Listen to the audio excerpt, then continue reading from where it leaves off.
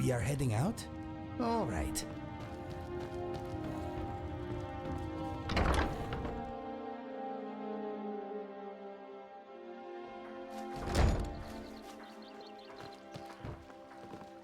Ugh! Been tending your hounds? You smell like a wet dog.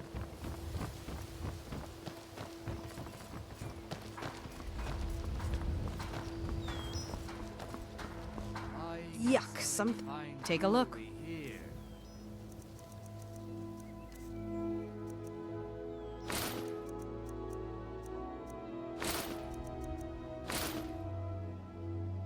Come back when you're ready to spend more gold. Goodness knows I could use it. There's an apothecary in town, yeah, but it's down on the lower walkway, so stay sharp if you go down there.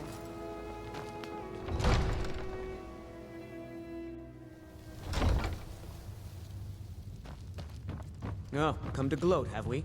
To poke fun at the Jarl's youngest son? You're someone who can get things done. Then allow me to officially welcome you to Riften. You'll make a fine addition to our city. All that remains now is to bestow the title upon you. I should be the one thanking you.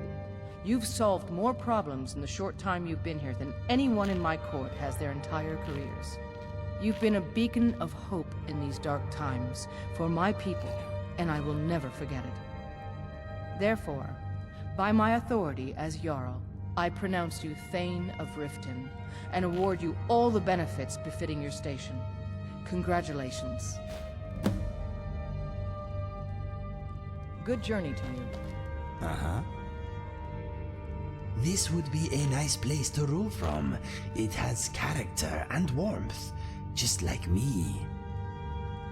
I am always here for you, my friend. Staying safe, I hope?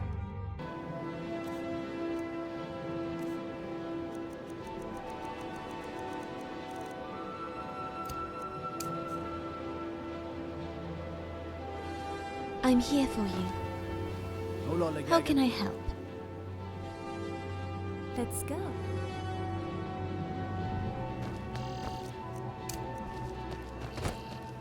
Gemstone over here. Buy some armor and live to tell about it. If anything pleases the eye, don't hesitate to make me an offer. Just what you see here.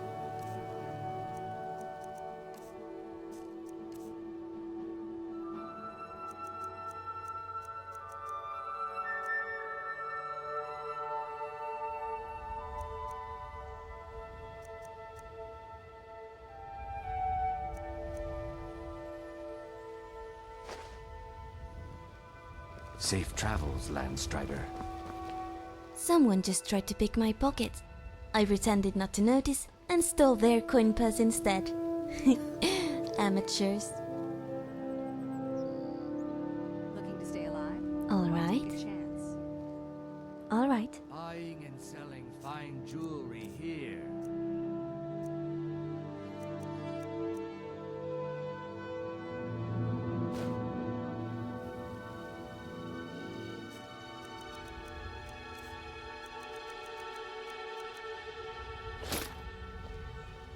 I've got your back, dear heart. Don't you worry.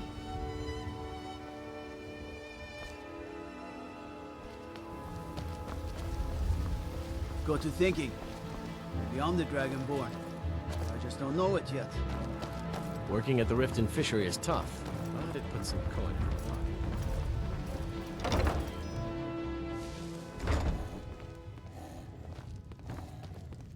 Honor to you, my Thane.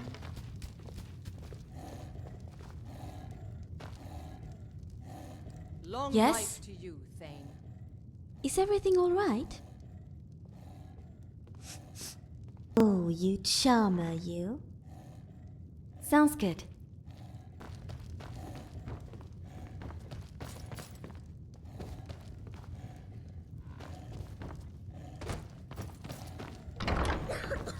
What is it with these bossmen walking around in fancy What a outfits and stink. serving Nord Have you been rolling the dirt all day? Salad eaters. Yes, Pa.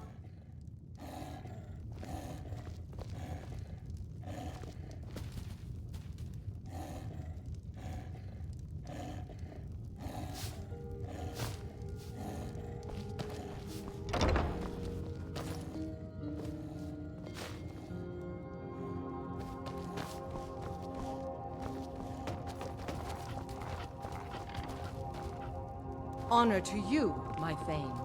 So it's Long life to you, Thane.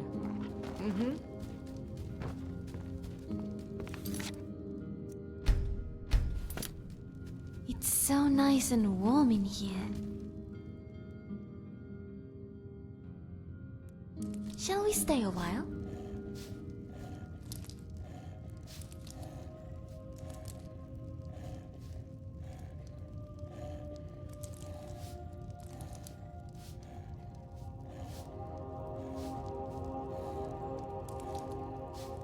If you need me, I'm here.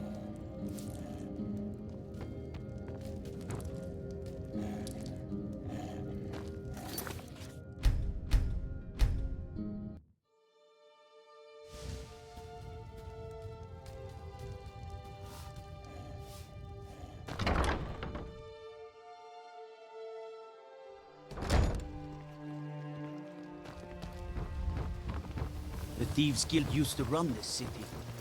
They're nothing but braggarts and bullies, rotting to death down in their rat way.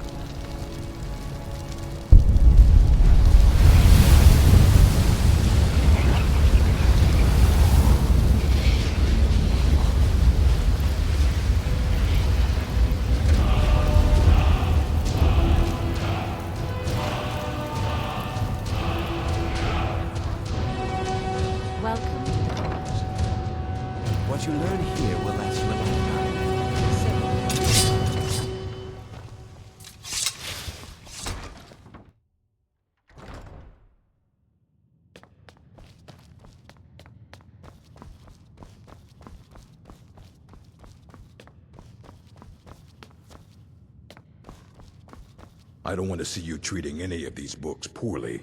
Are we clear? There are more books to be recovered and secured in the arcane. All right. I wrote down the last place I'd heard about. Don't get killed. Well, well. I haven't seen one of these beauties in a long time. A rare find in the original Falmer language. You're damn right I'm interested. Question is, are you selling? Well, considering no one else in Skyrim would buy something they couldn't possibly read, I'd say you don't have much of a choice. Tell you what, you bring me books like this, and I'll pay 1,000 gold each. I'll even throw in a translated edition I have for free. Interested? Here you go.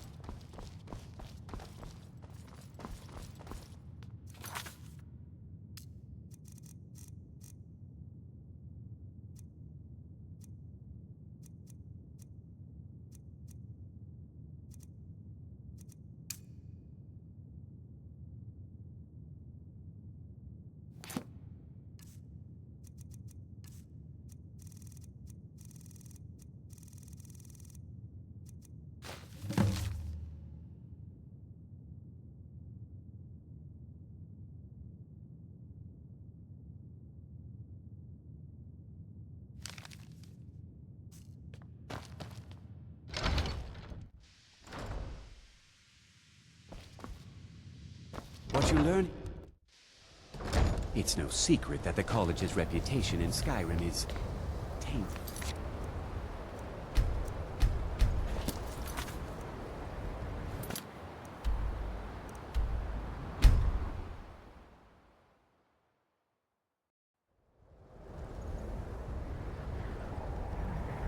Something on your mind? I'm wondering if anyone has ever tried to farm spiders. Okay, let us get back to it.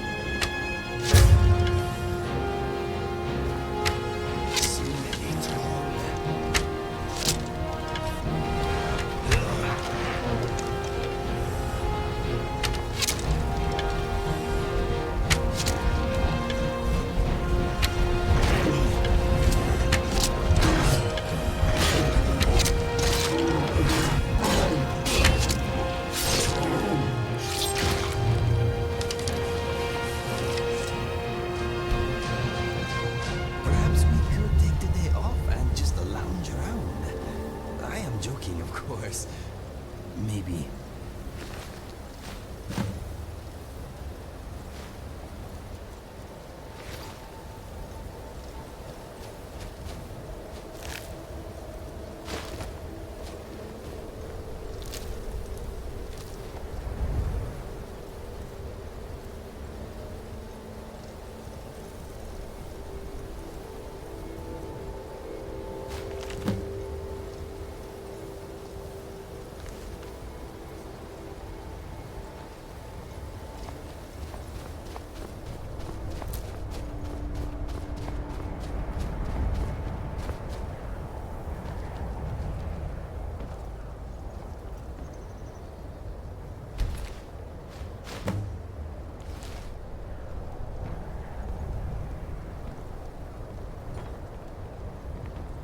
Mr. Dragonfly says his wings are getting cold. Well, flap them faster, Mr. Dragonfly.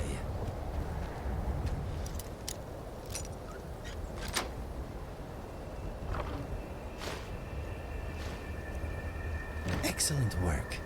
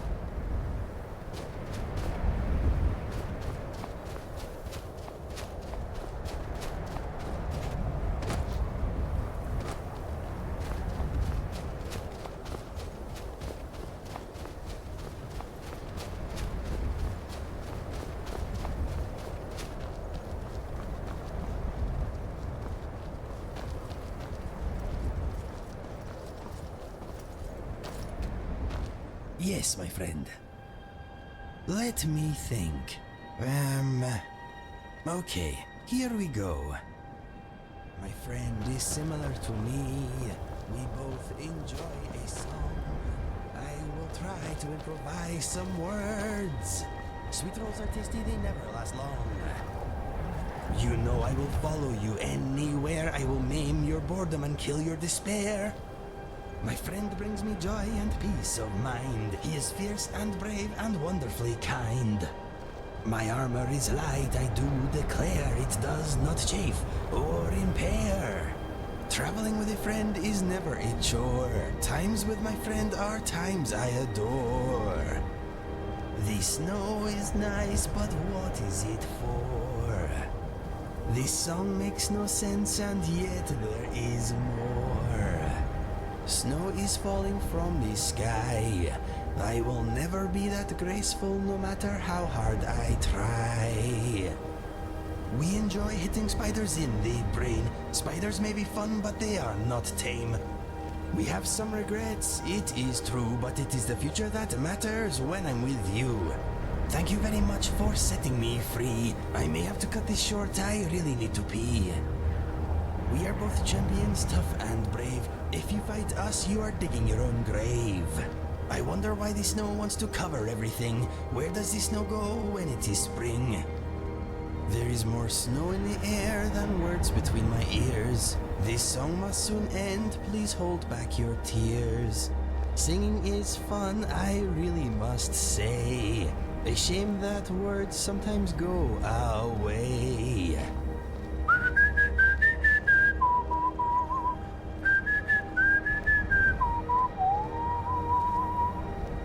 The end.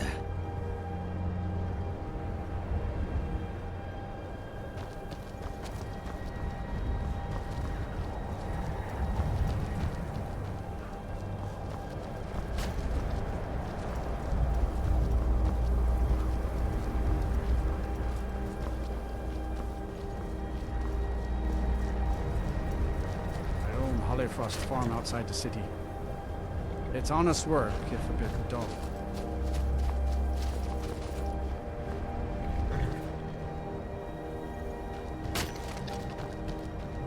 I see why the Nords like Skyrim. Its crisp air is wonderful for the lungs.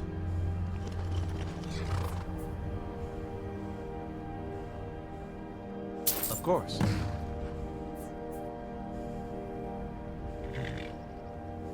Sometimes the difference between life and death is a swift steed.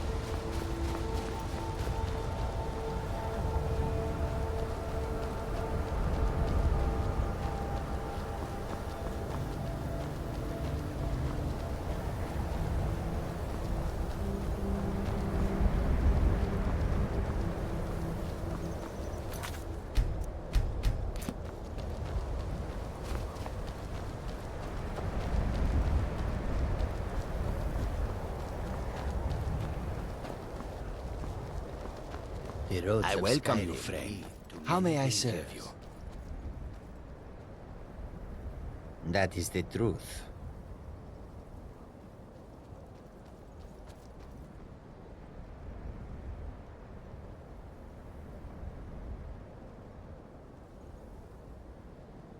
Okay, just this once. Kajita's wares, if you have coin.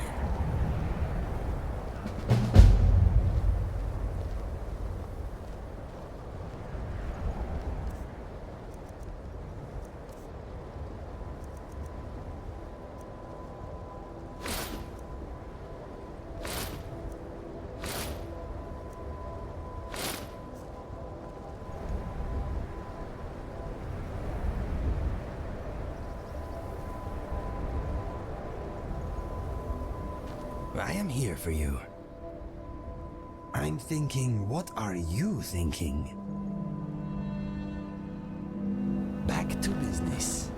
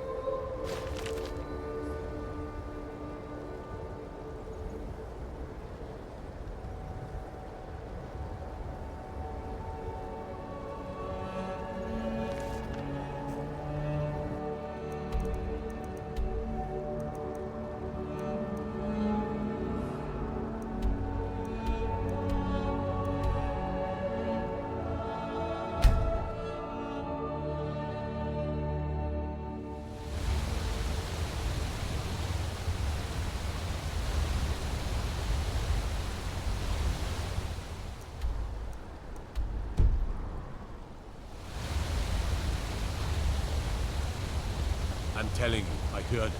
Howling. Those werewolf tales are true.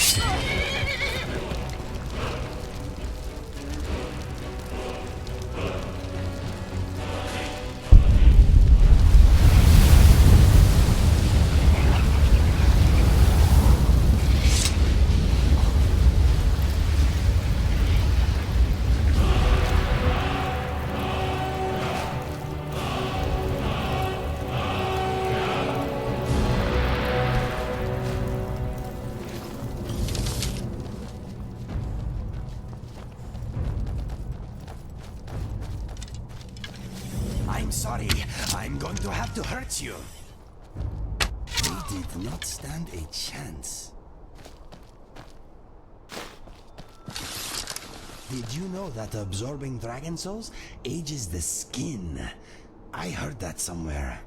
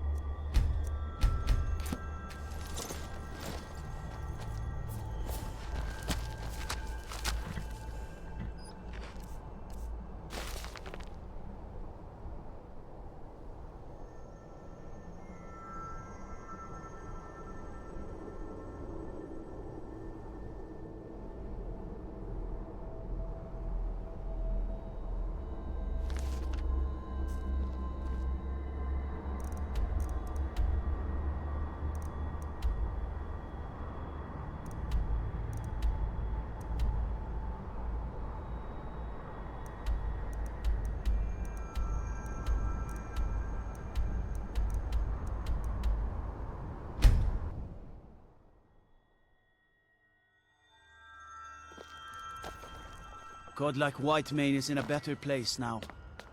Or is there any place better than Sovngarde?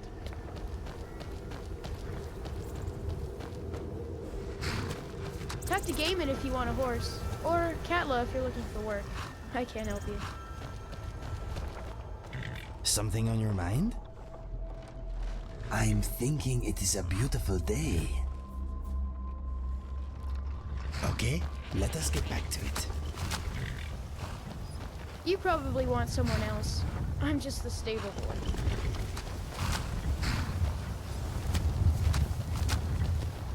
Work hard for the future and leave the past be.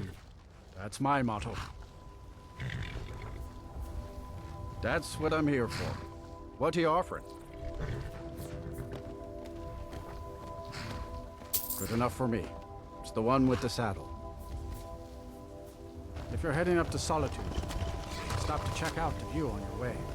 What is on your mind? If you need anything else, just ask.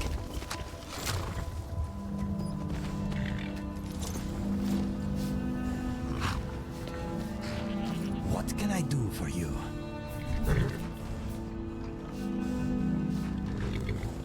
Ask away. Really?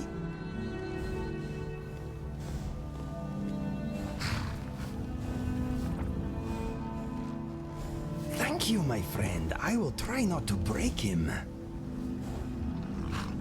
I am thinking you are very kind. Thank you for giving me my own steed. I am grateful. My very own steed. Wow.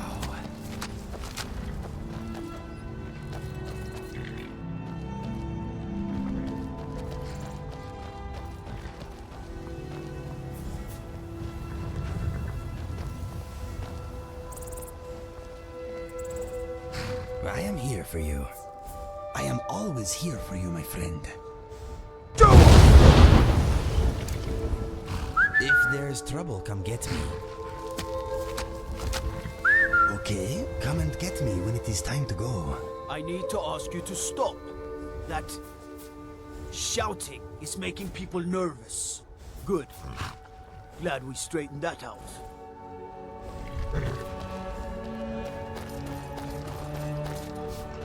You probably want someone else. I'm just the stable. Got business at the stables?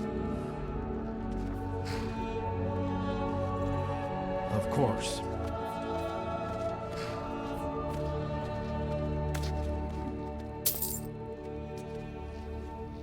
If you're heading up to Solitude, stop to check out the view on your way.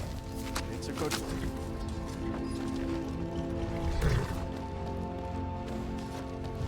Feel free to make requests. Work hard for the future and leave the past be.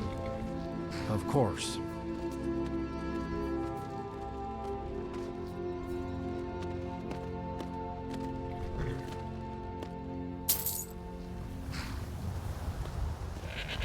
Is this about the stables?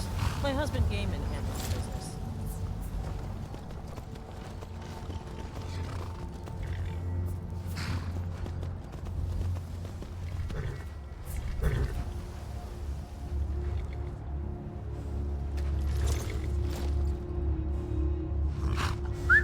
Here I come.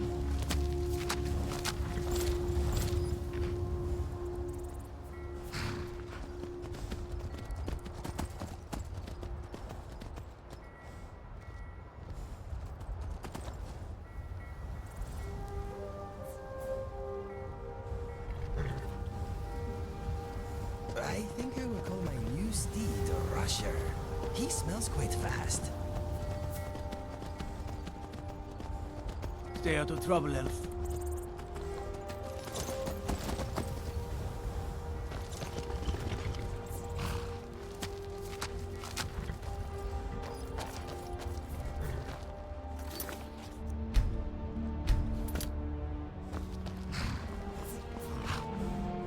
Fair enough.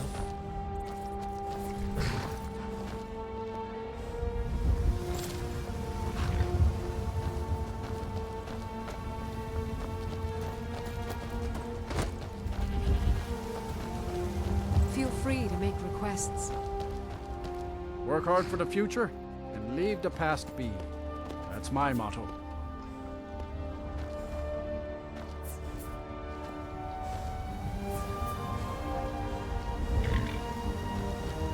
There's nothing like a good song.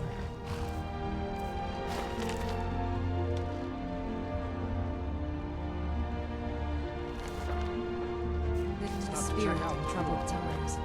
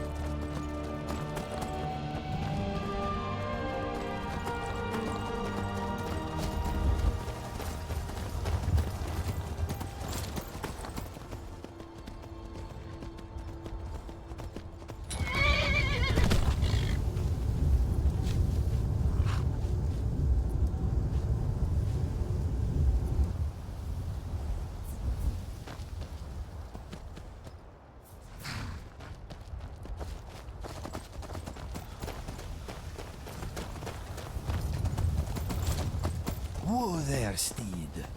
Easy.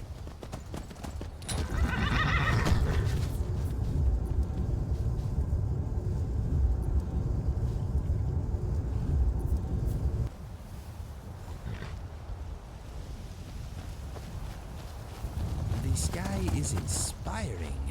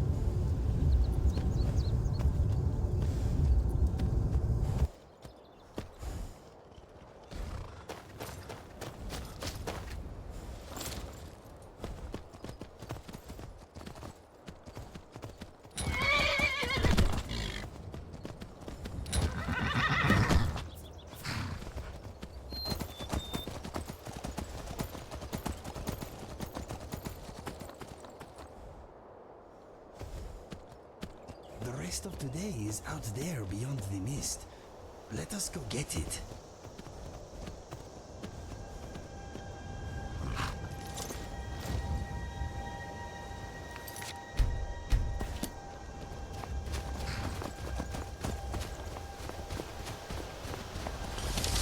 Protect yourself, Steve. Run.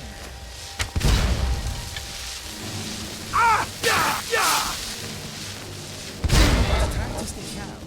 They will not be bothering you for long.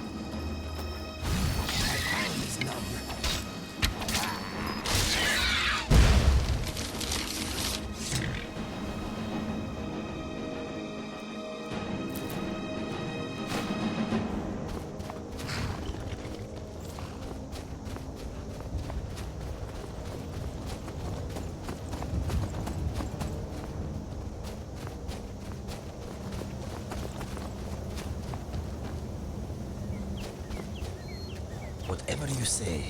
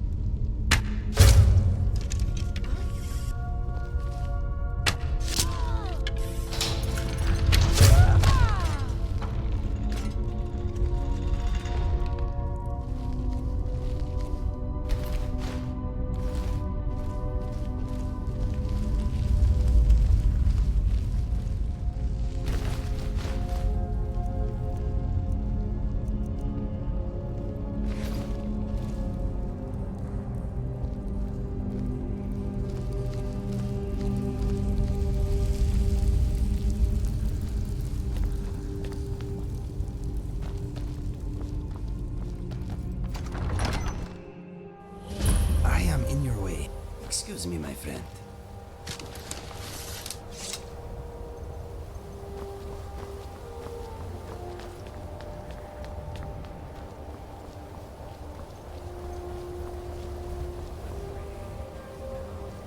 Impressive.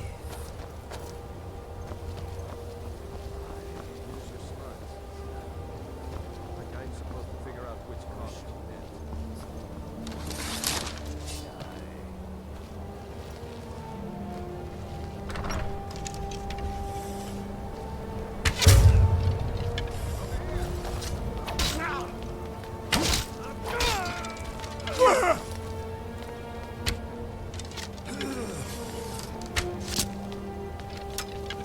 Make a fine rock.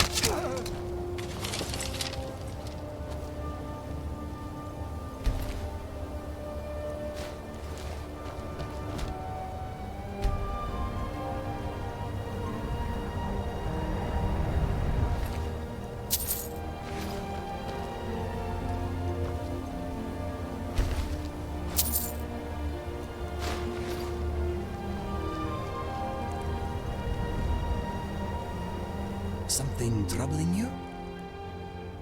What's next?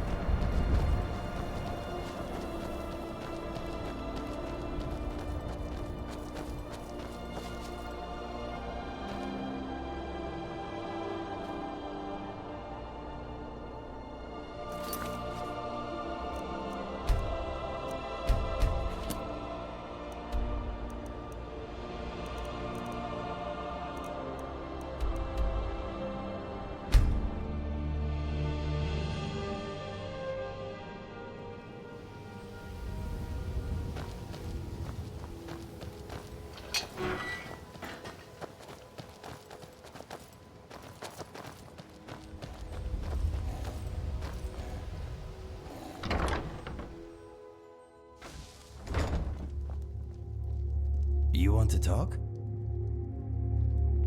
Sure. Why not? Let me know when you are ready to move on.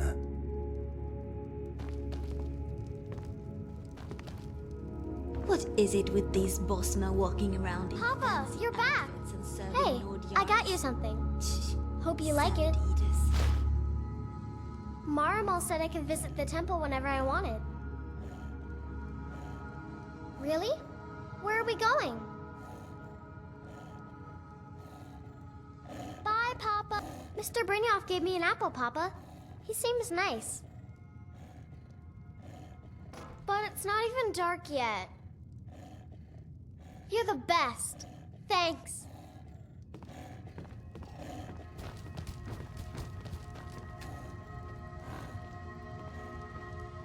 Yes, my friend. Are you talking about some sort of final goal? I want to continue this pleasing conversation with my friend. I also want to empty my bladder, but that can wait. To be honest, I believe I may have a chance at happiness. Right now, I want to protect and nurture that chance every day, if I can. How about you? What do you want out of life? The most noble quest of all. It is a shame that to achieve a peaceful existence, fighting is so often necessary.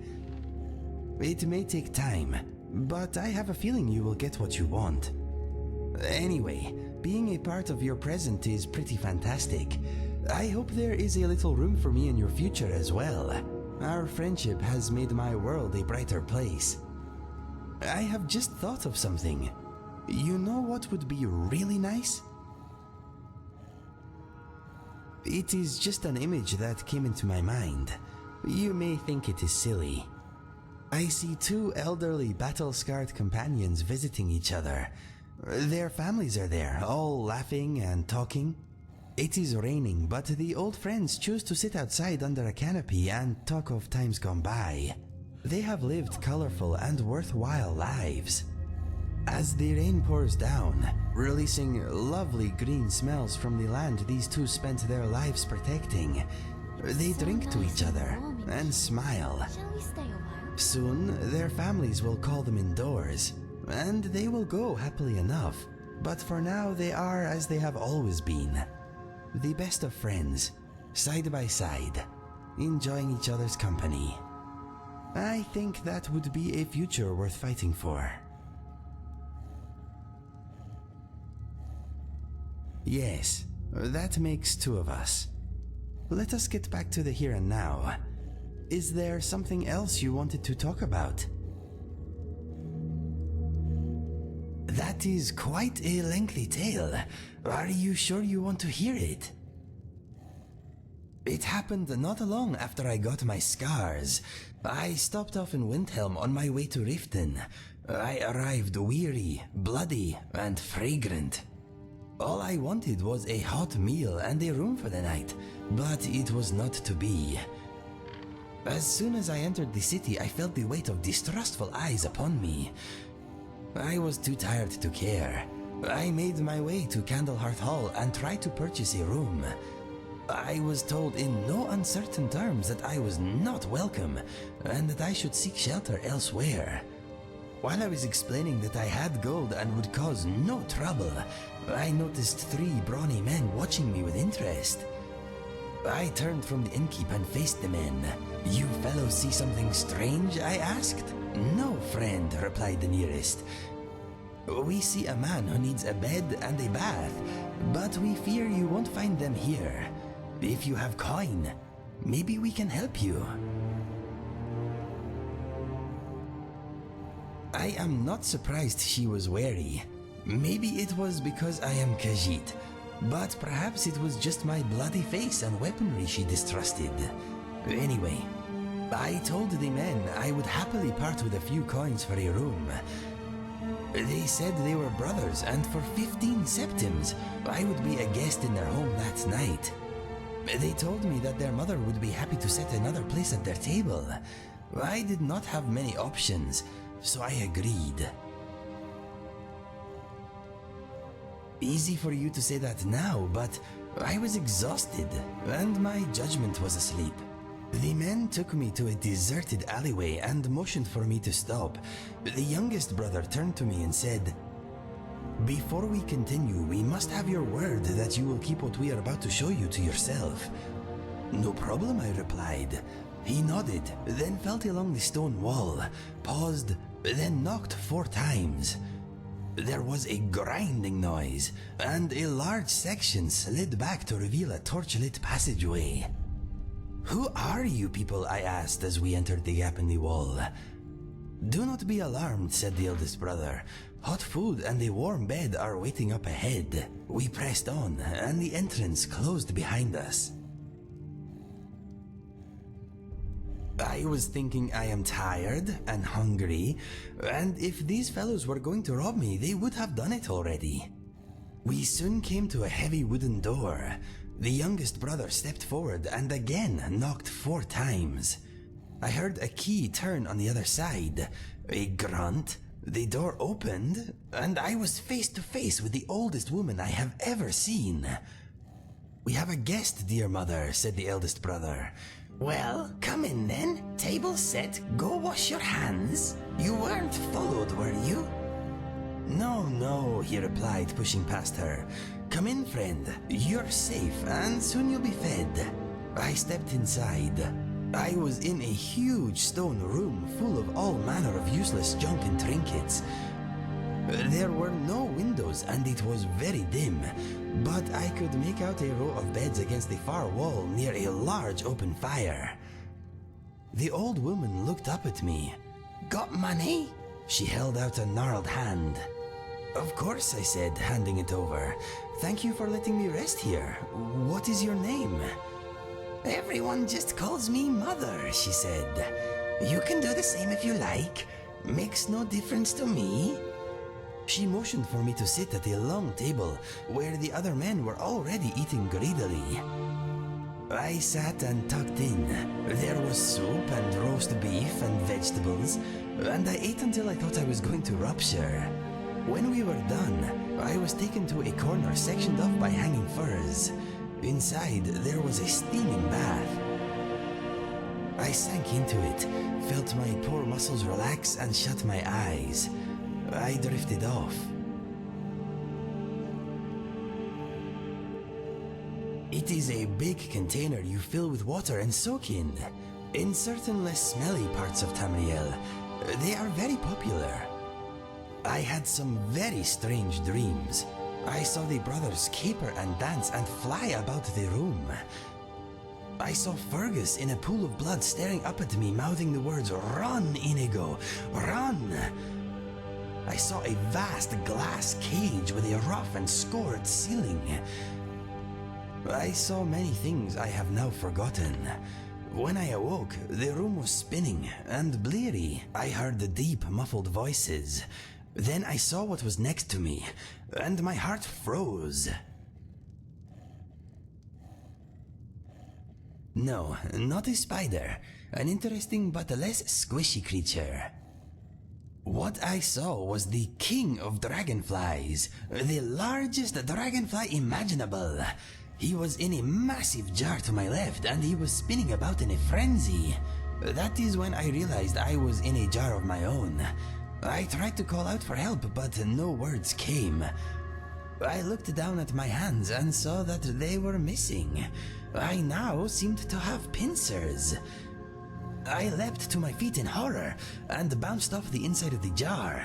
Suddenly, I realized I was flying. I know, it was not a happy moment. I tried to look for a bright side and found one. At least I was not a chicken. I buzzed about for a bit, trying to get used to my new wings. After a while, I had things under control. I realized that the handsome dragonfly in the jar next to mine was not so large after all. I had been made small, like him.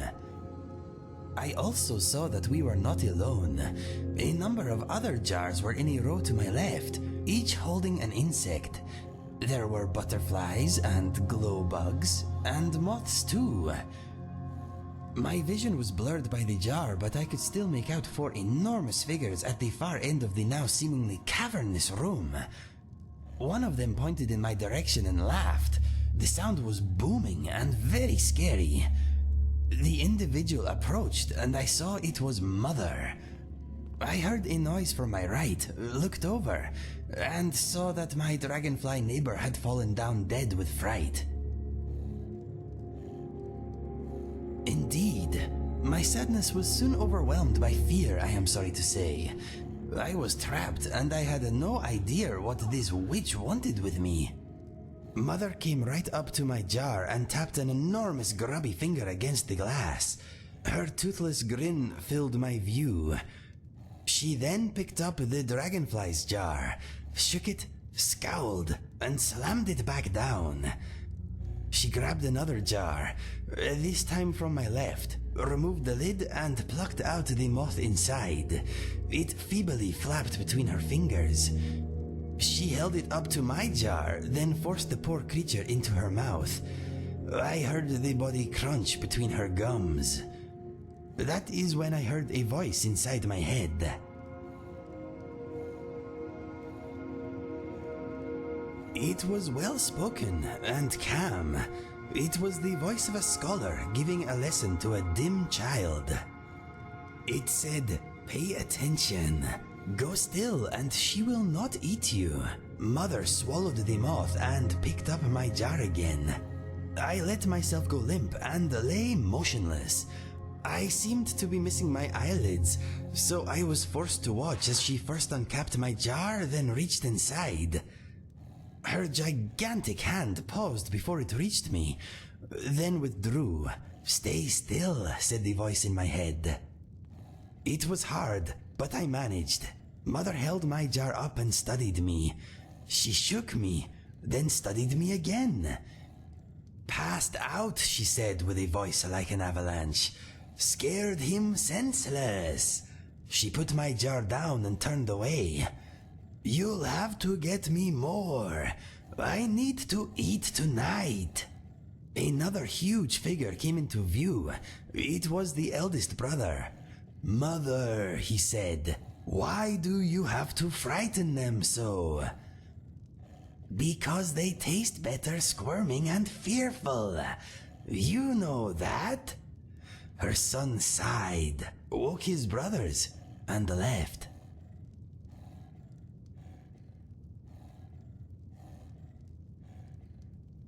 Yes, it is a recurring theme, but your identity would be confused too if it woke up as an insect.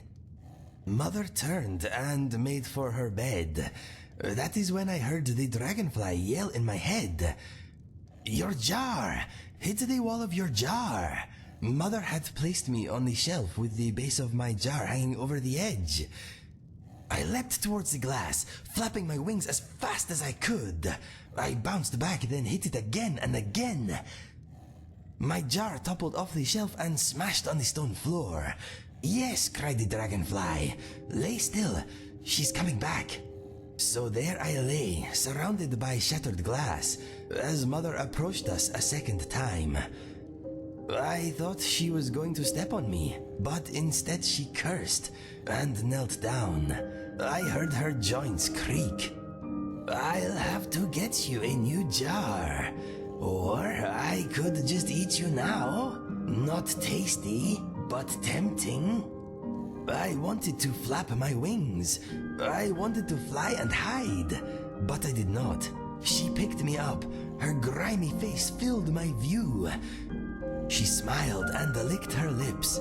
She opened her mouth. Not as scary as living it, my friend. Do not worry, it ends well. Anyway, as her mouth drew nearer, I started to flap my wings. I could not help it. I wanted to escape. Alas, she was too strong and I was too small. Suddenly, there was a bonk noise, and Mother's jaw went slack.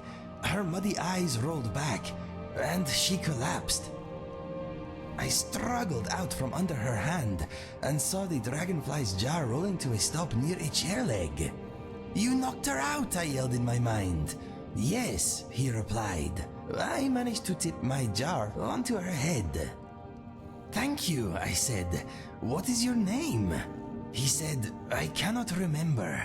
I have been a dragonfly too long, but there is hope for you." He directed me to a nearby alchemy table and told me to nibble a bit of this and that. He had the antidote memorized. I followed his instructions and soon I felt the worst pins and needles I have ever endured. I passed out, and when I awoke, I was me again. I rushed over to the dragonfly and opened his jar, but he refused to fly out. I heard his voice in my head, but it was weaker, distant somehow. "It is too late for me," he said. "The antidote cannot fix me. I am more dragonfly than man now. Please, reseal my jar. It brings me comfort."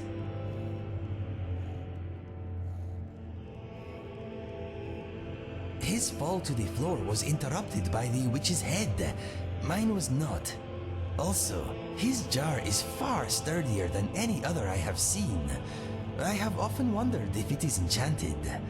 Anyway, I did as I was asked, then placed him on a chair while I retrieved my clothes. I then went to the long table where I had eaten. "This soup," said the insect I would later come to think of as Mr. Dragonfly. I turned and smiled at him. We were having the same idea. I carried the soup pot to where Mother lay, opened her mouth, and splashed some inside. "It will take time. Free the others and leave," said Mr. Dragonfly. "Why can I only hear you inside my head?" I asked. He told me that the other insects had been there far longer than him, and they had forgotten how to communicate with words long ago.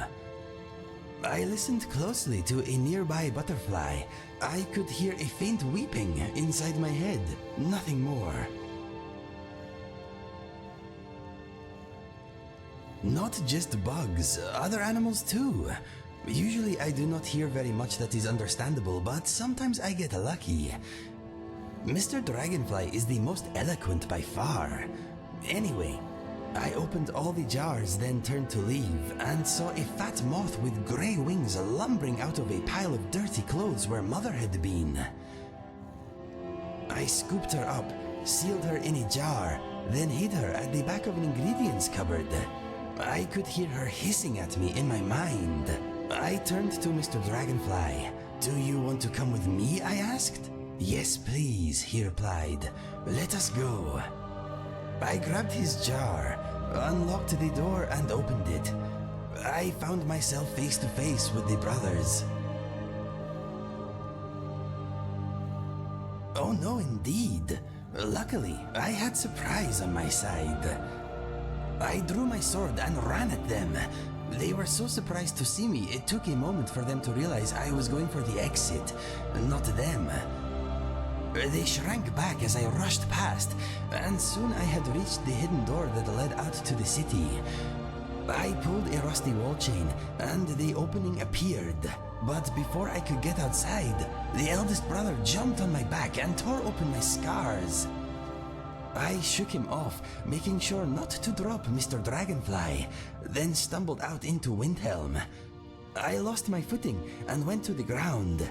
"Roll," cried Mr. Dragonfly inside my mind.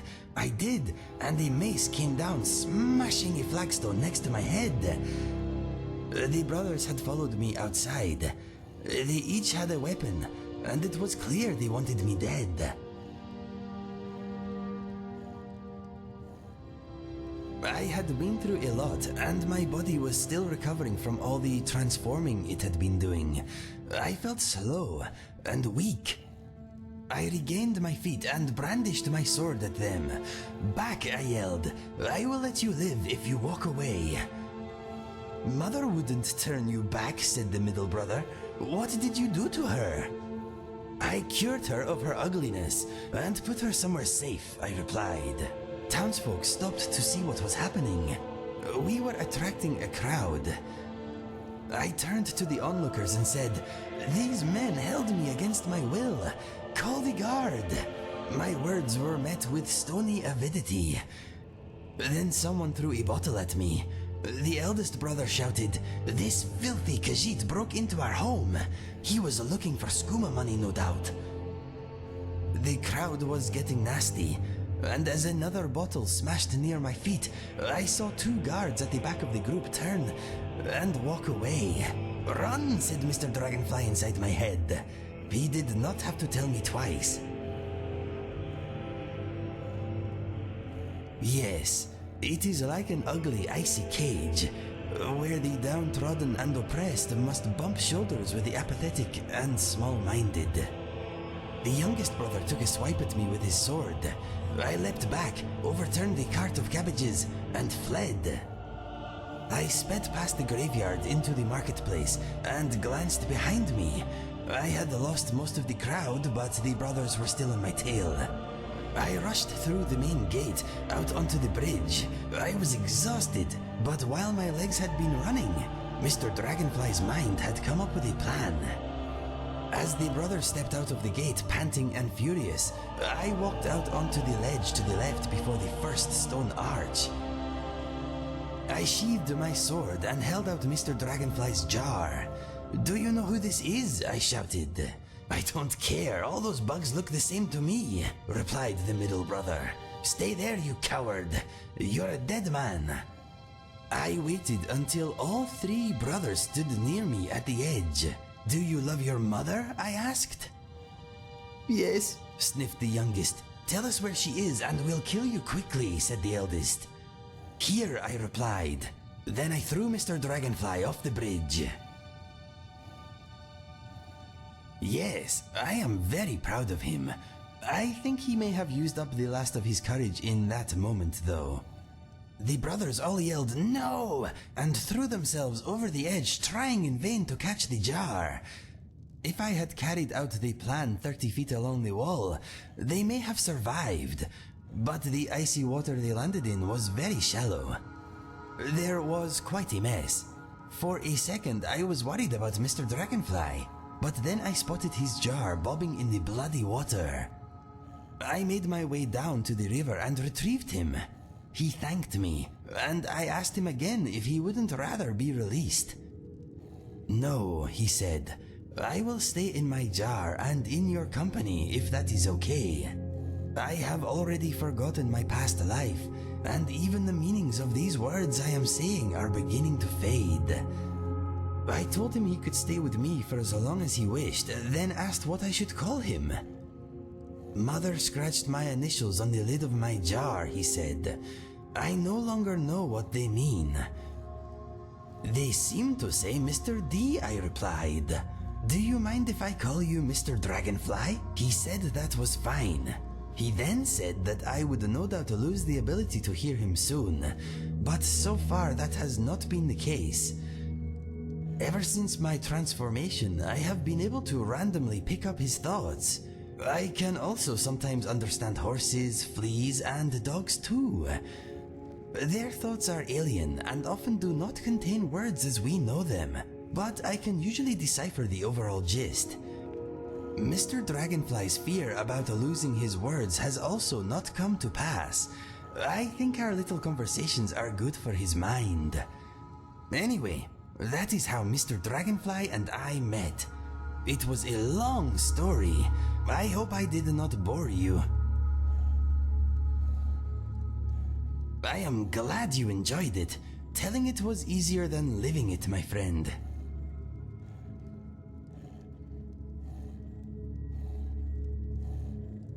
I am a little tired, but other than that, all is well. How is everything with you? Glad to hear it. Let us talk of other things. I'm wondering if Langley is dreaming right now. If so, I am hoping he gets some news about the Doomstrider soon. I'm thinking about what Langley said to you outside his house.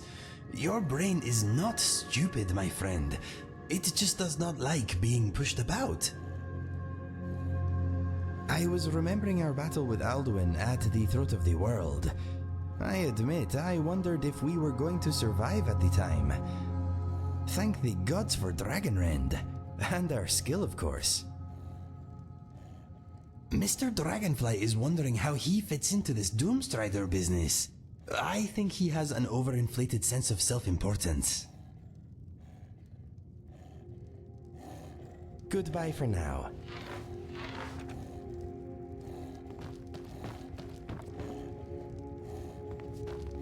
Honor to you, my Thane.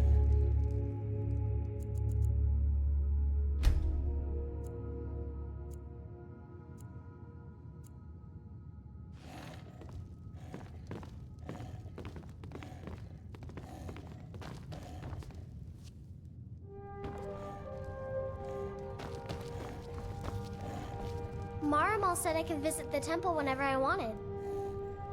But I don't want to. Yes, Pa. Lead the way.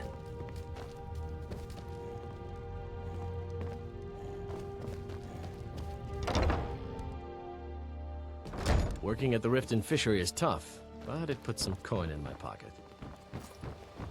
Talk of strange happenings at Autumn Shade Clearing, just north of the lake. My guess, Spriggans.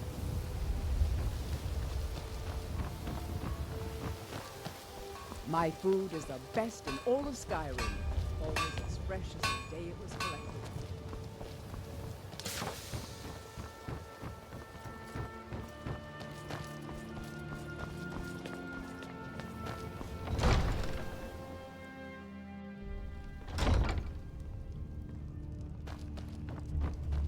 As Jarl Layla's housecarl. Welcome to Mistvale Keep. I'll be glad. And of course, don't forget to consult your home. Now, what would you like to purchase? Very well. Is there anything else you'd like to purchase? As you wish. Speak to me again if you decide to purchase some decorations for your home. God like white me.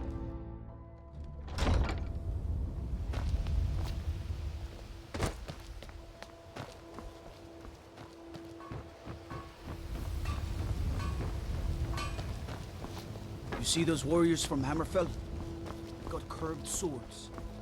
Curved swords.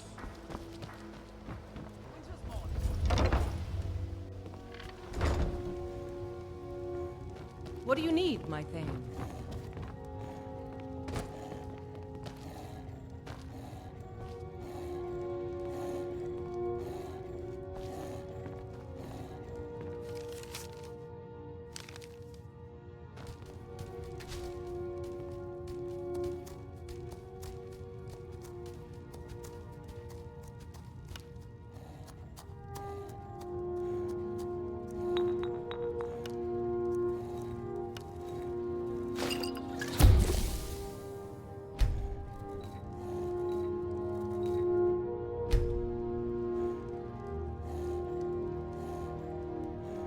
I am in your way. Excuse me, my friend.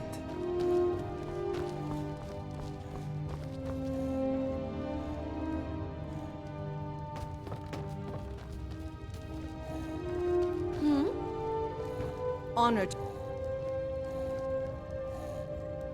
Huh? I'm glad to see you. What a cozy building.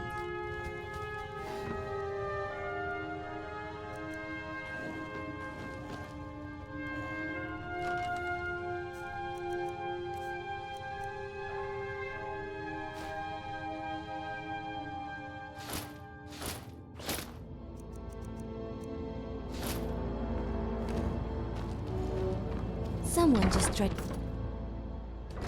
Hmm?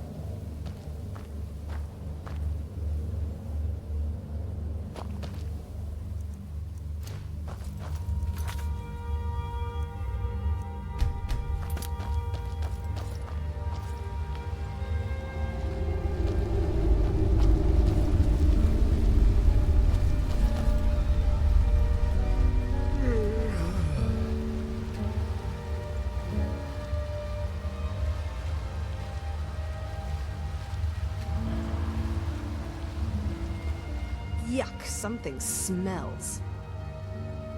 Indeed. Of course. And what might you need? Indeed. It would seem so. Safe travels. Ugh. Been tending your hounds? You smell like a wet dog. That is so. Whoa. Yeah. What does a fellow need to do to get a drink around here? Yeah.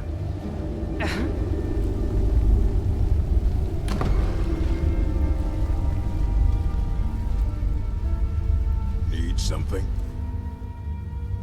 How do you know if a dragon has been in your garden? Yep. Your livestock are dead, and your home is gone. It's not a joke. Dragons are no laughing matter. Yes.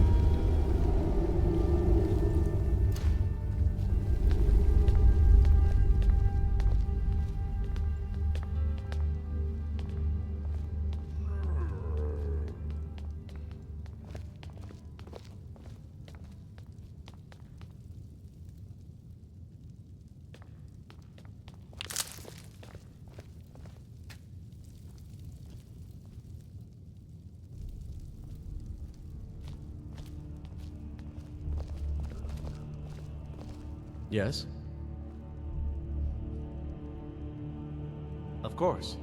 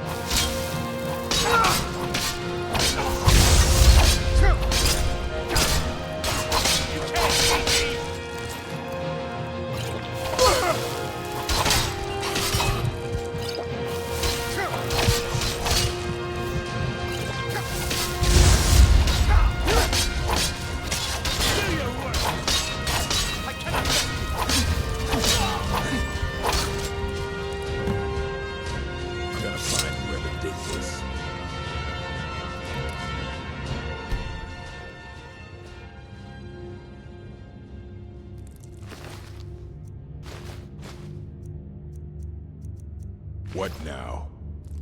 Need something? Very good. But you've created a debt between us. Here, take this. We're even now.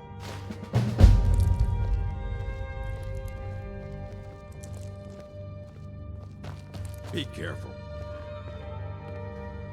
Azora bless you.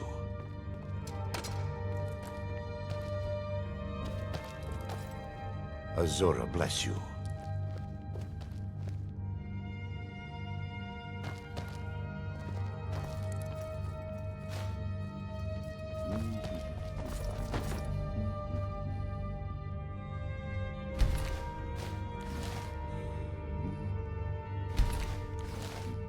How are you doing, my friend? Okay, let us see what we have.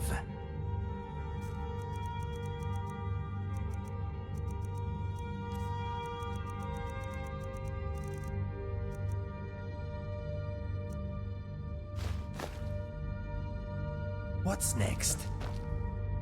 Azora bless you.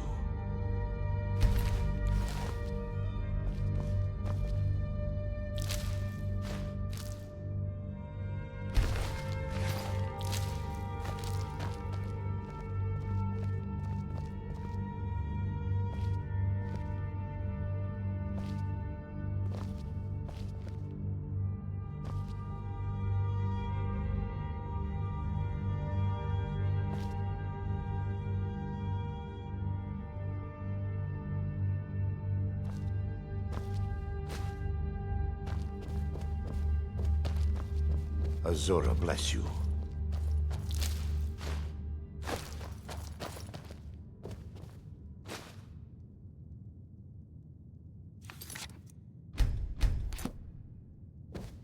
What are you doing that for?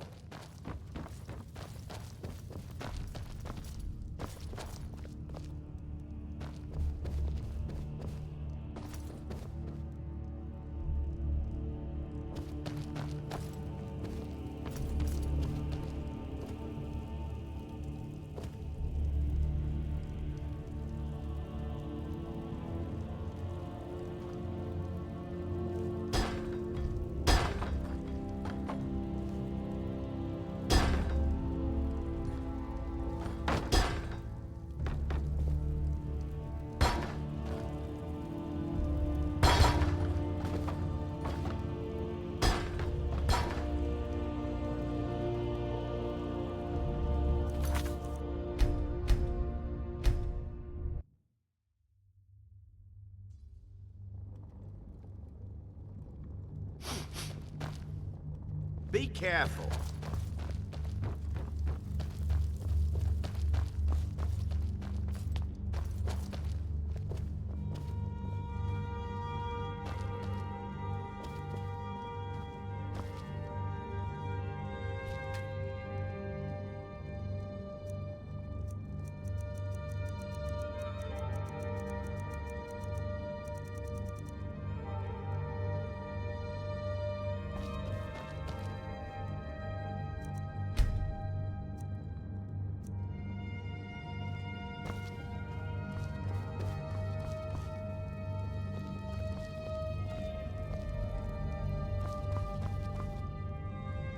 You want to talk? I am all ears.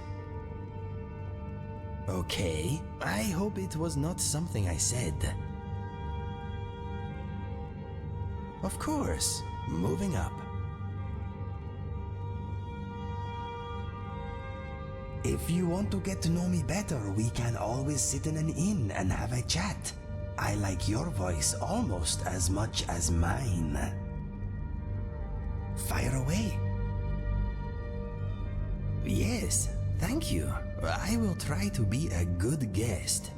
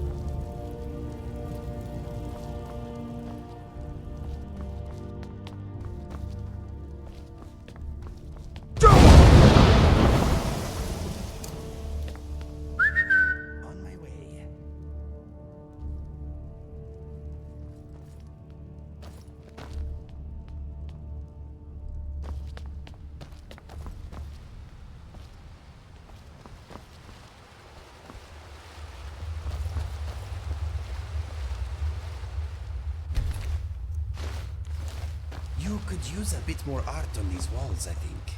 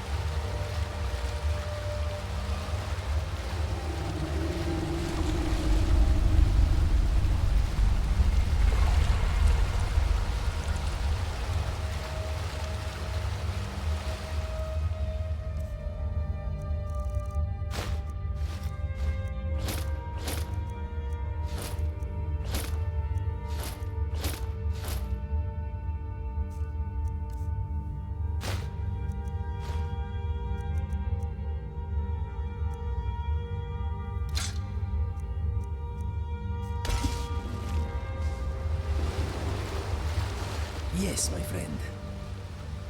You want me to lighten your load?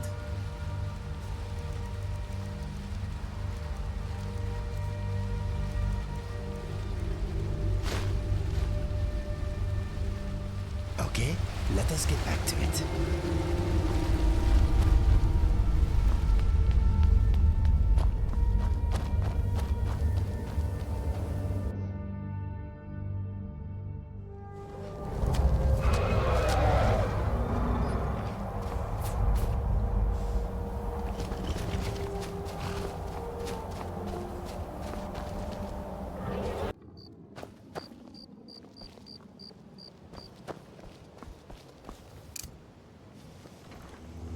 Next time, you might want to get dressed before leaving the house. My friend, I have been working on a new song. If you want to hear it, let me know next time we are at the Bard's College. What can I sell you on this fine? If you need anything else, just I'm looking ask. for a necklace. Do you have anything with garnets? I have a single one left.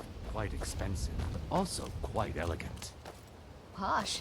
I'm not paying for it. Put it on Bowley's account if you please. If you're looking for a handout... Come see me in the market if you're looking for the finest custom jewelry in all of Skyrim.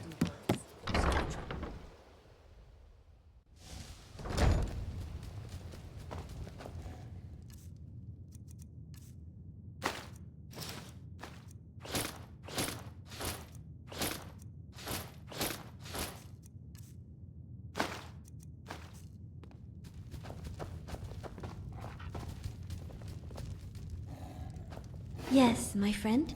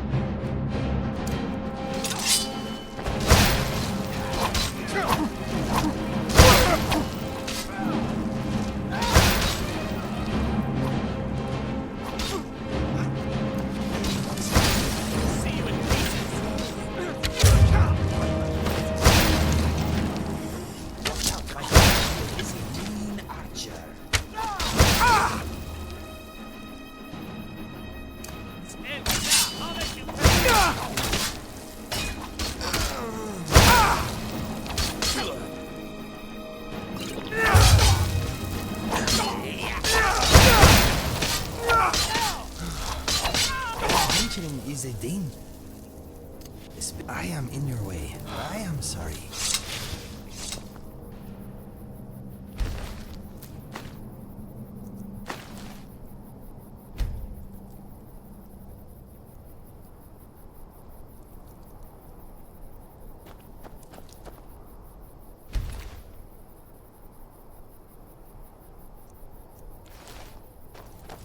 Something on your mind?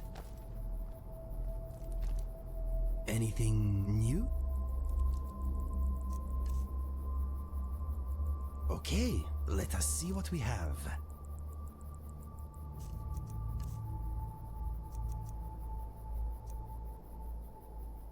Okay, let us get back to it.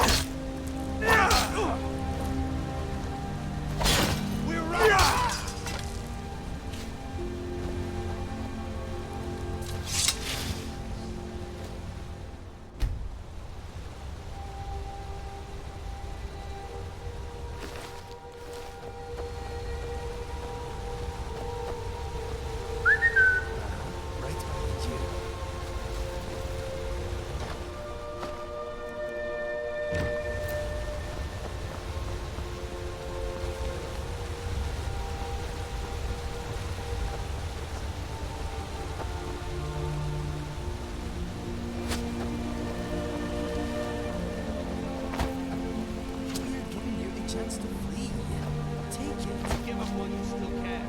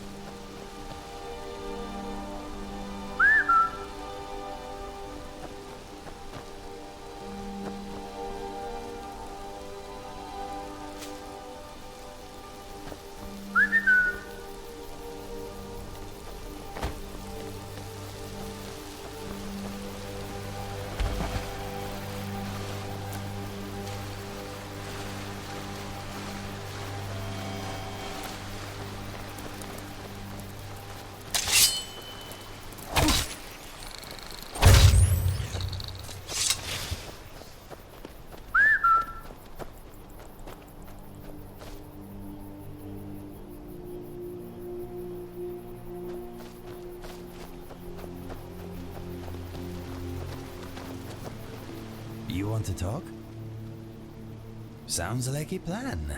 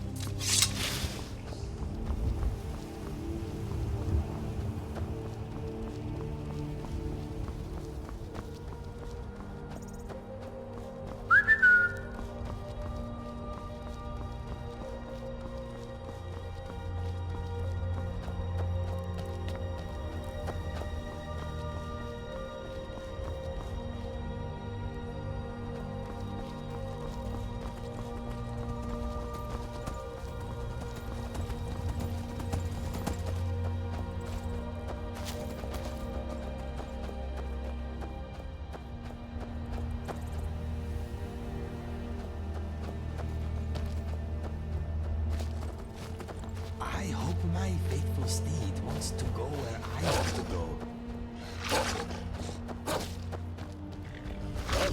Get out of here, steed.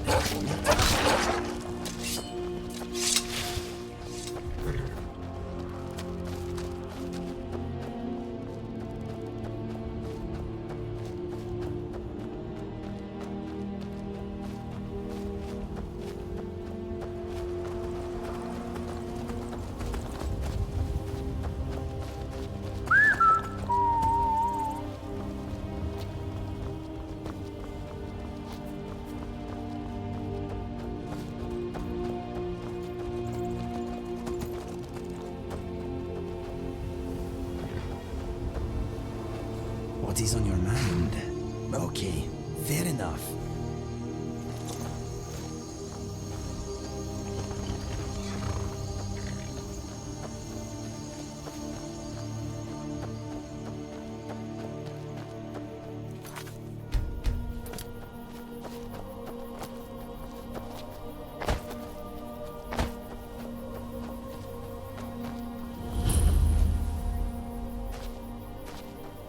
Need something?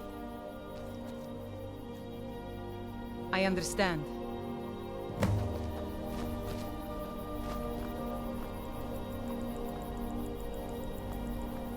This mist may be hiding many dangers. Fight Be or watchful. die well.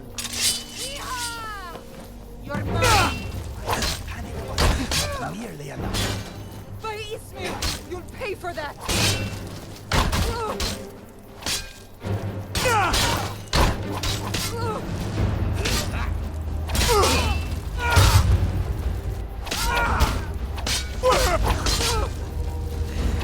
I cannot. A miserable life is over.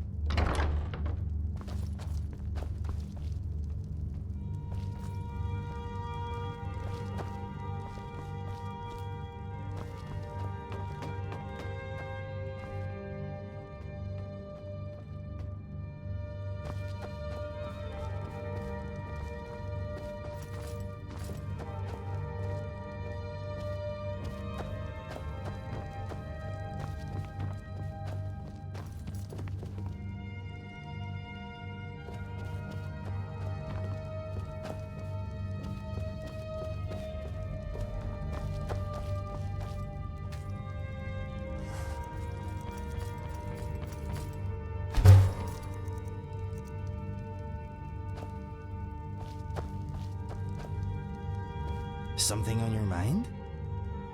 Go ahead, ask away. Okay, I will unwind a while.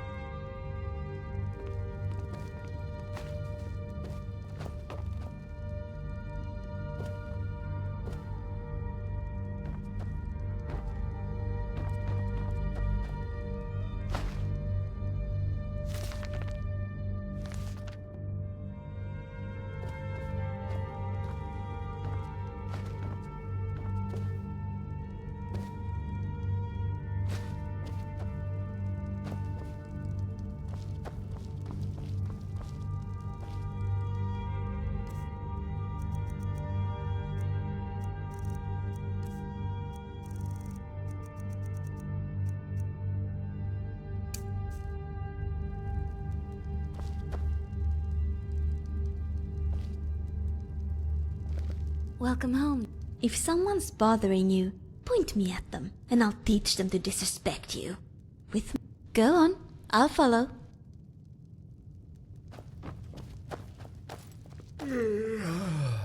Yes, my friend. Sure.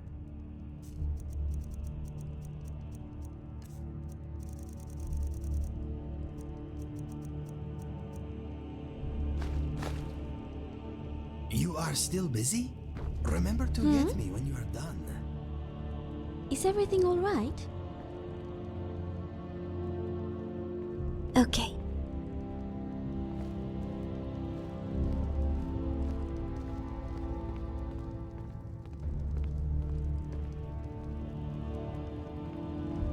Hey, love. Sounds good. Love you.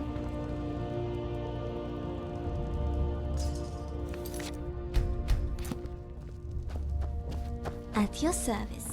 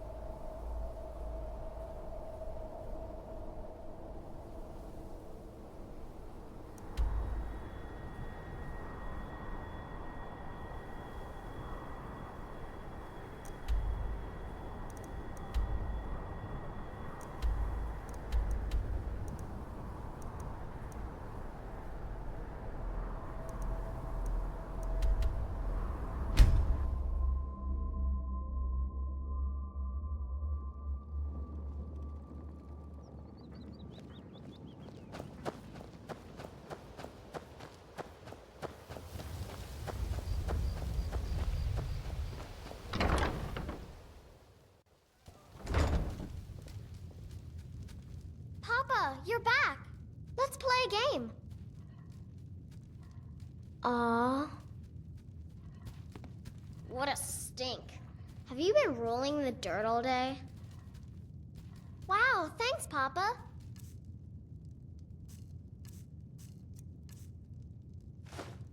Thanks. Marimal said I could visit the temple whenever I wanted. Really? Where are we going? Okay, I'll meet you there. Honor to you, my Thane.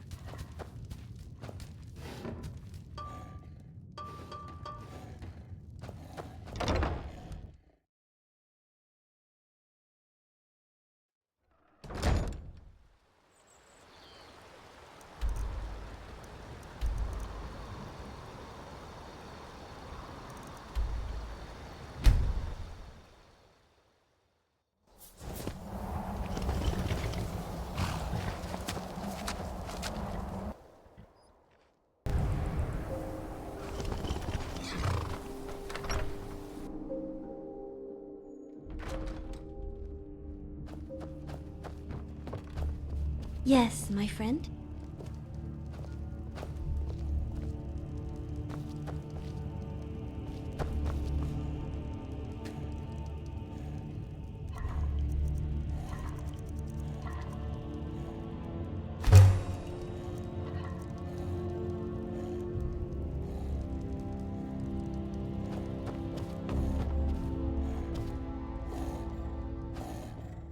Papa, you're home.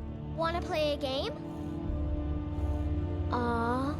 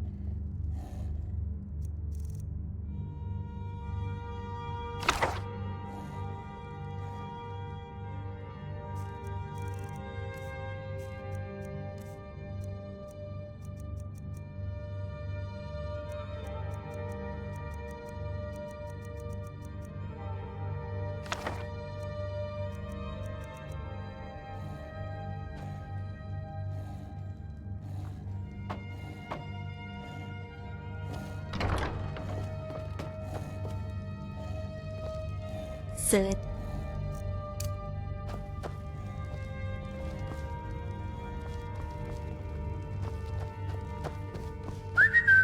Lead the way.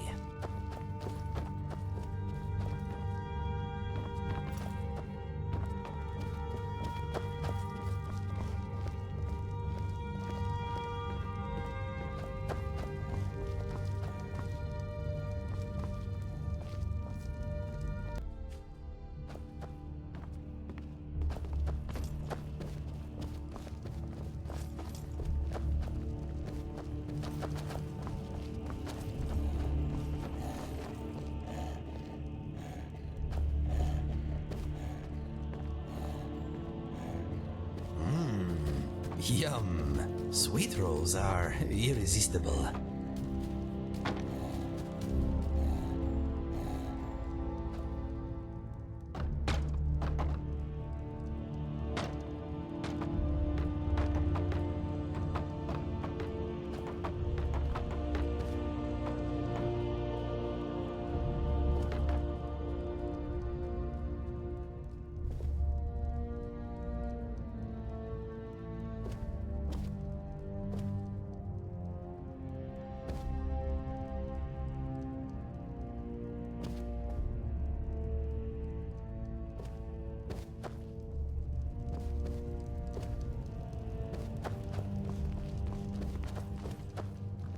Here.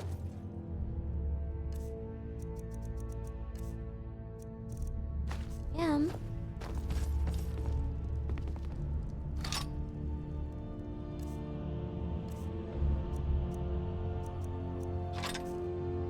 Welcome home, darling.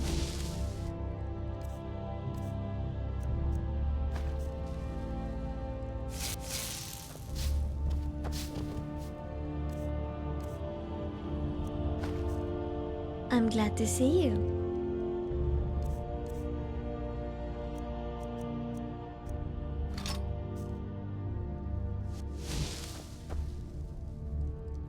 Hmm?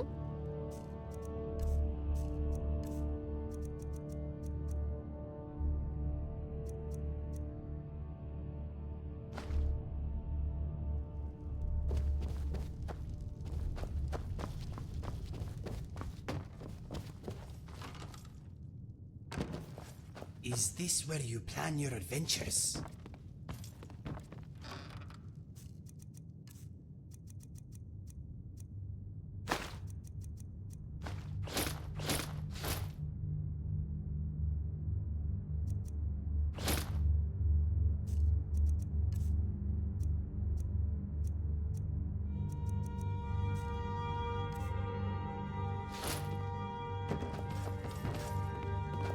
I am here for you.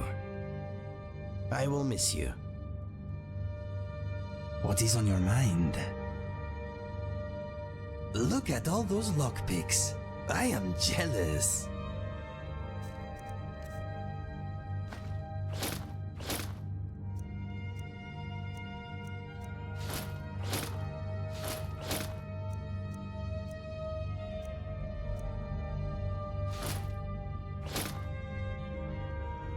You know where I am.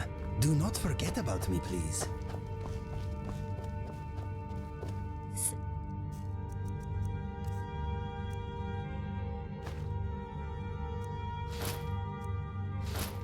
Attentive, aren't you?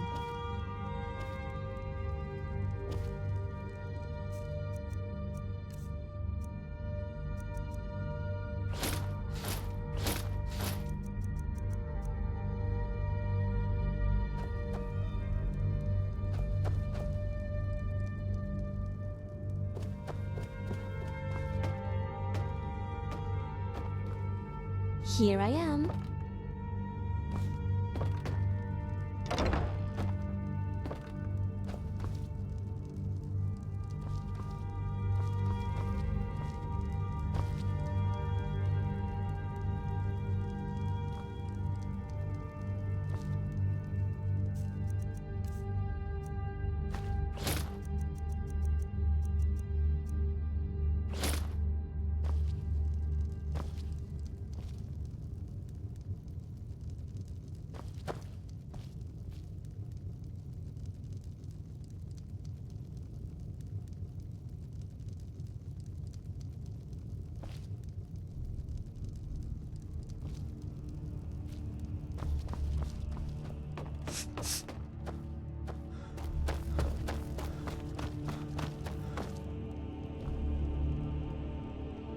You lead, I follow.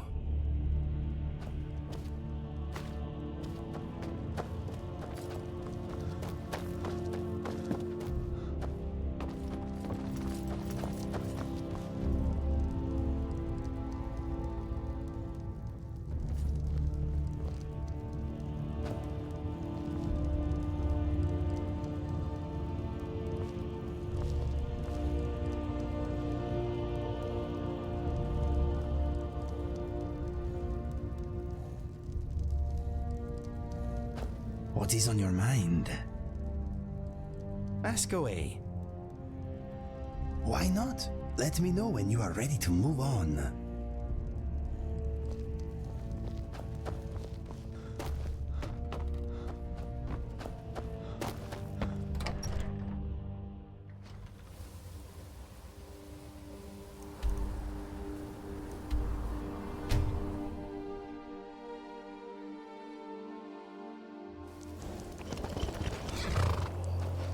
I heard something.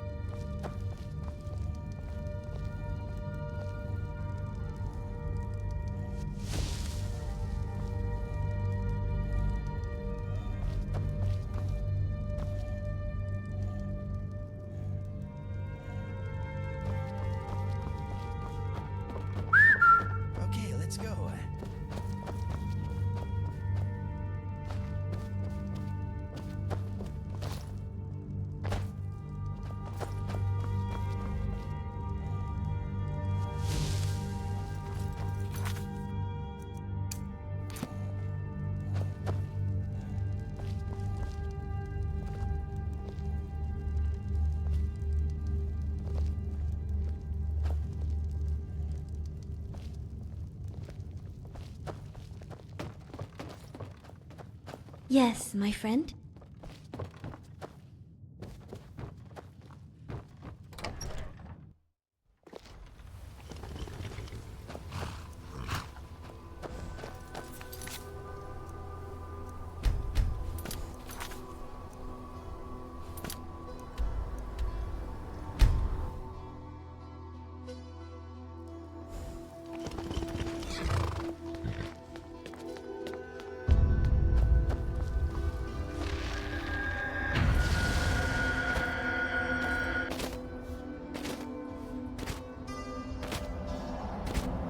It is time for my splendor to return to Skyrim.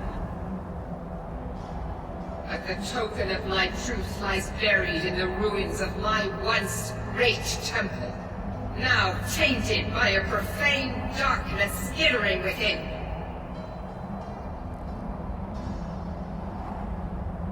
The necromancer Malkaran defiles my shrine with vile corruptions, trapping lost souls left in the wake of this war to do his bidding.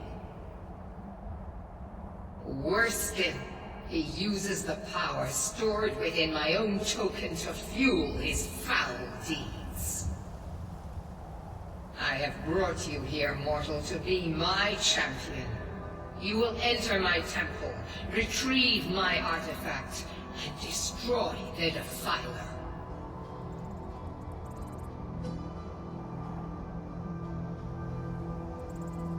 But a single candle can banish the darkness of the entire void. If not you, then someone else. My beacon is sure to attract a worthy soul. But if you are wise, you will heed my bidding. Go now. The artifact must be reclaimed, and Malkaran destroyed. Malkaran has forced the doors shut, but this is my temple, and it responds to my decree. I will send down a ray of light. Guide this light through my temple, and its doors will open.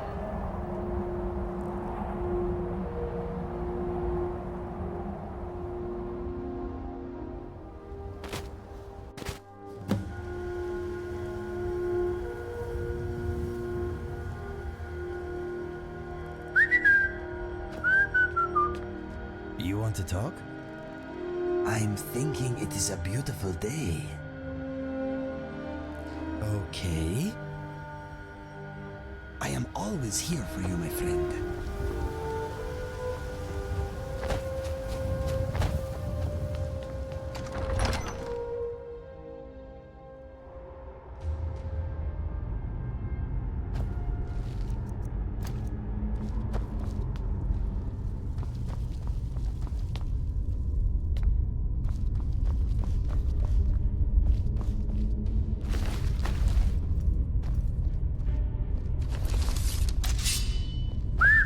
Attack on sight.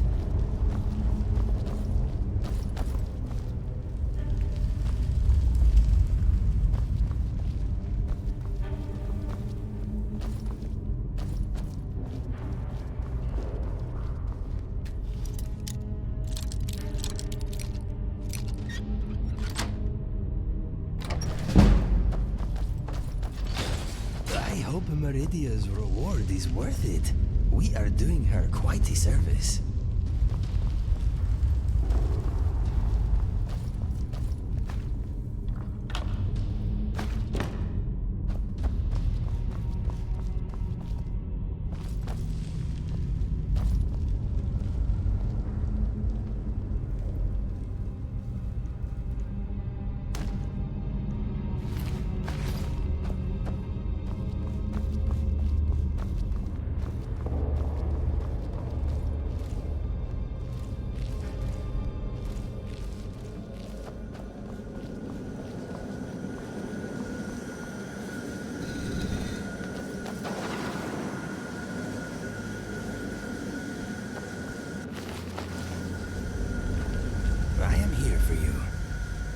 What's next?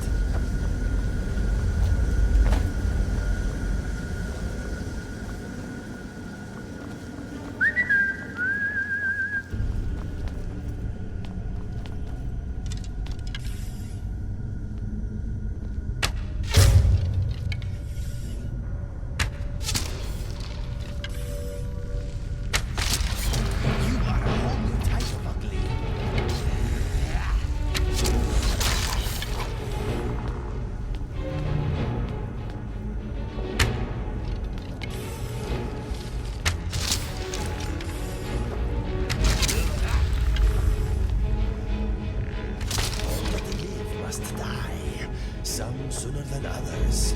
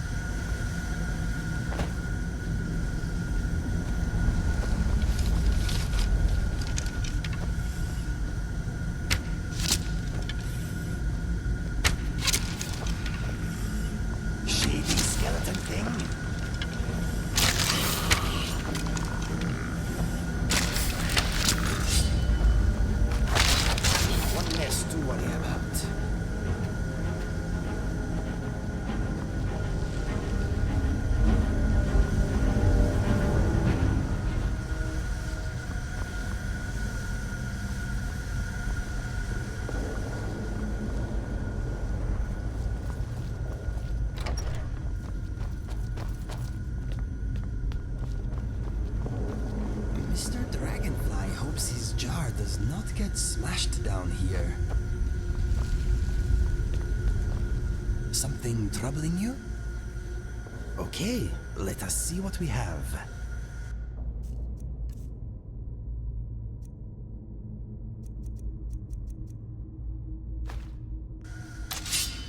I have your back, my friend.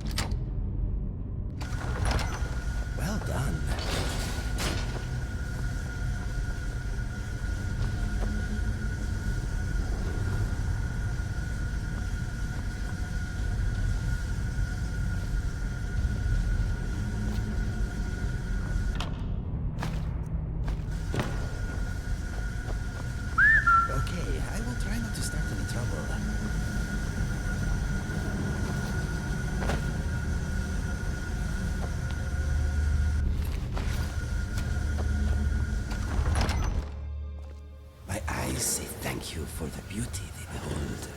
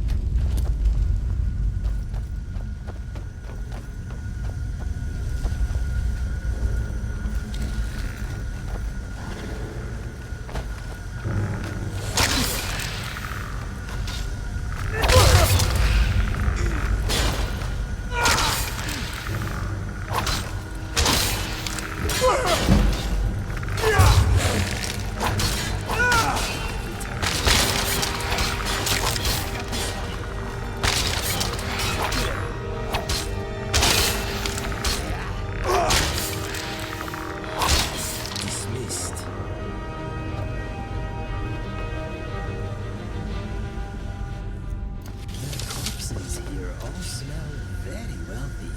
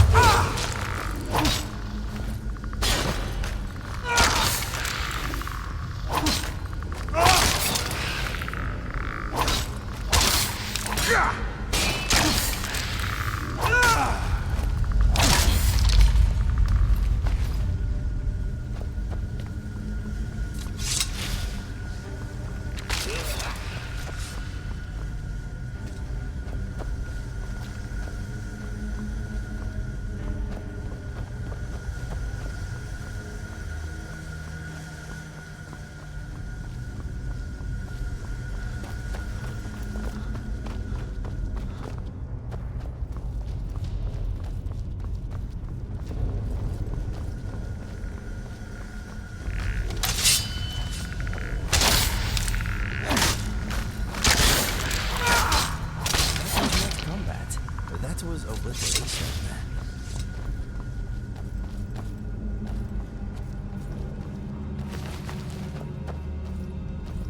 What are you doing?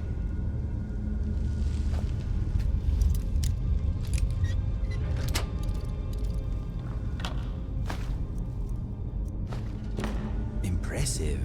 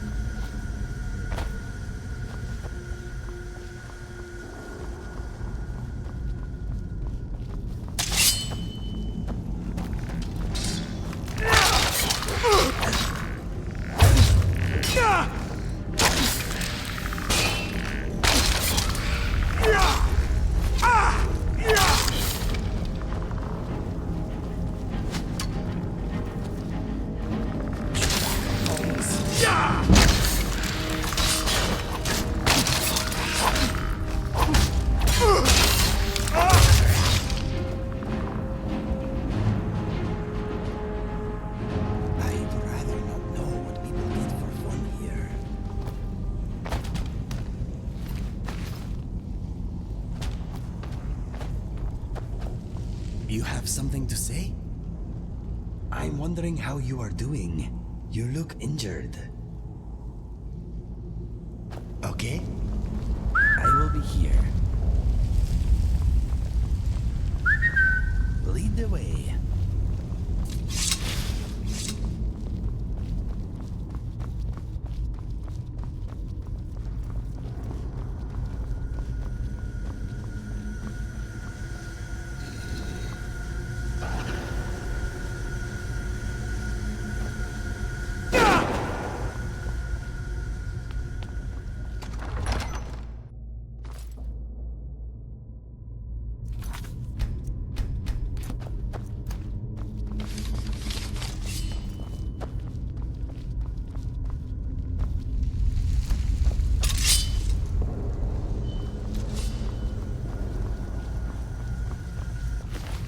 Let us end Malkaran and get out of here. This place is oppressive.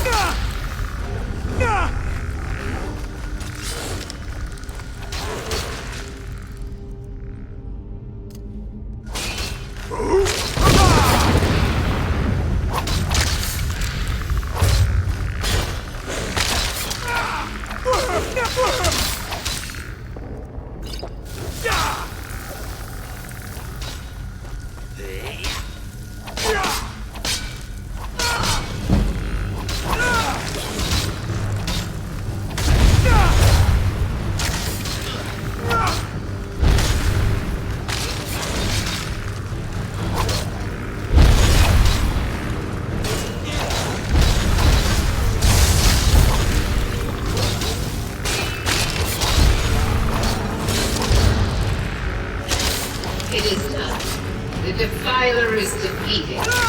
Take Dawnbreaker from its pedestal.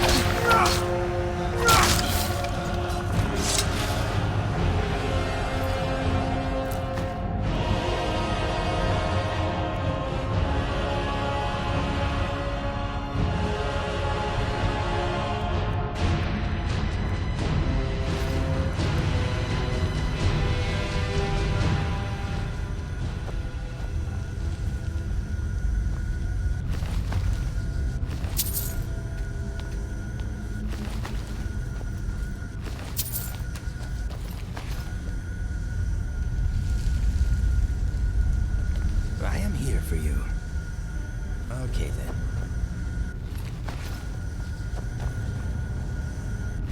I could really use a healer right now. Ow.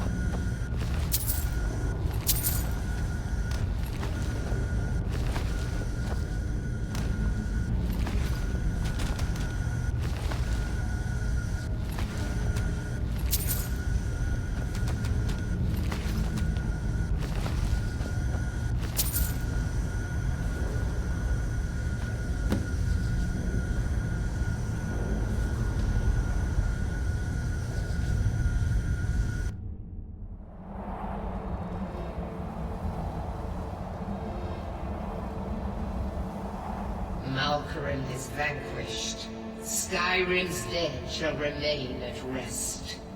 This is as it should be. This is because of you. A new day is dawning, and you shall be its herald. Take the mighty Dawnbreaker, and with it purge corruption from the dark corners of the world. Wield it in my name, that my influence may grow.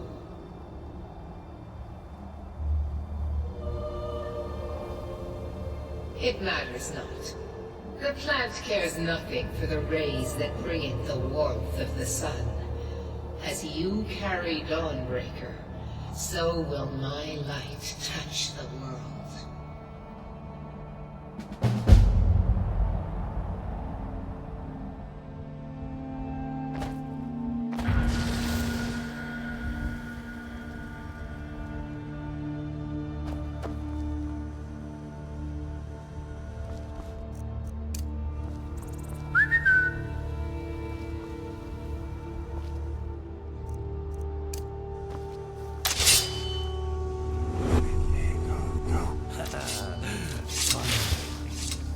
I am here for you.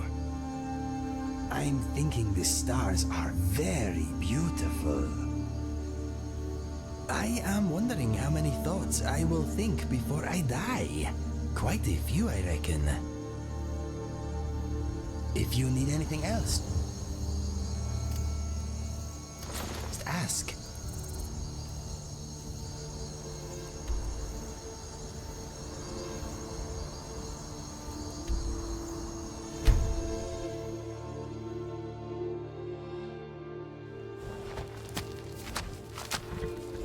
I've been looking for you.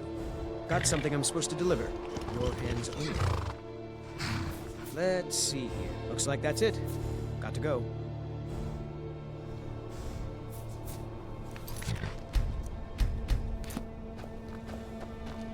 Nope. Sorry.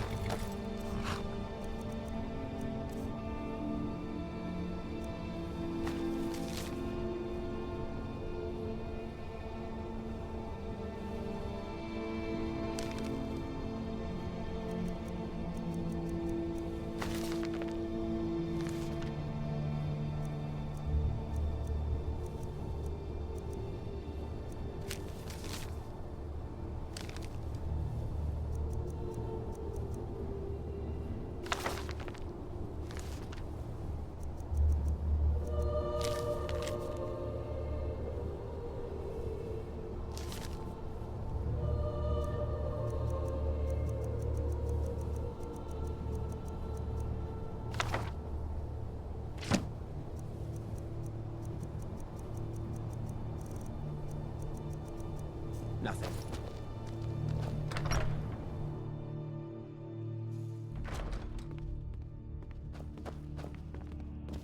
Uh-huh. You have my full attention. Okay, come and get me when it is time to go. I'm here for you.